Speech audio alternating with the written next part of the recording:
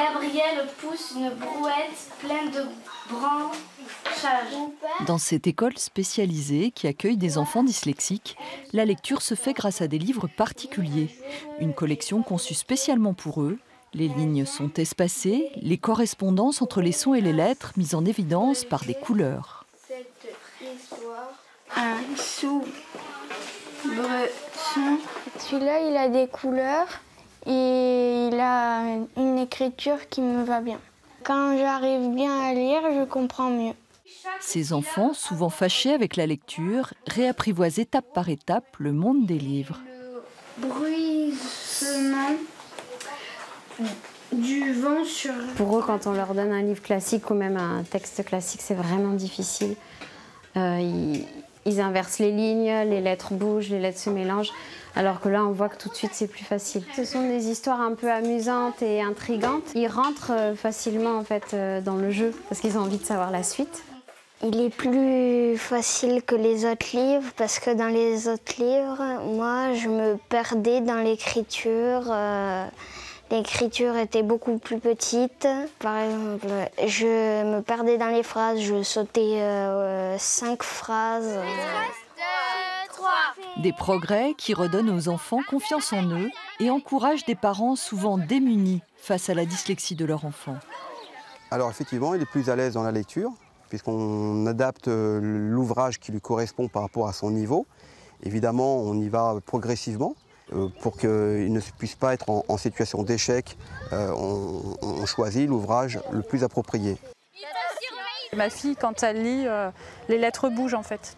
Et le fait que ça soit plus espacé, ça permet de moins bouger. En fin de CM1 l'année dernière, elle n'acceptait plus d'ouvrir un livre. Depuis qu'on a découvert cette collection, ça commence à devenir un plaisir parce qu'on était vraiment rentré dans un rapport très négatif avec le livre.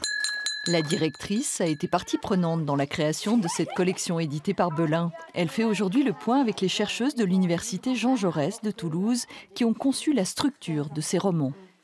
Avec la répétition, la lecture elle est plus fluide. Là, on a une histoire complète et on peut travailler la structure du récit. L'intrigue, l'élément perturbateur, le héros, les opposants, les adjuvants.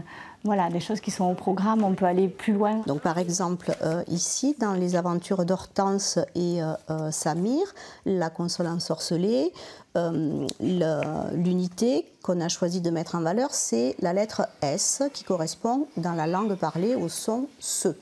C'est en fait la répétition d'une expérience de lecture sur une unité particulière qui va permettre de la mettre en mémoire à long terme et qui va rendre en fait après le fait possible pour l'enfant d'aller la chercher directement, sans recalculer tout, quoi. Donc c'est 2 marches d'escalier, quoi. La première c'est identifier et la deuxième c'est mémoriser.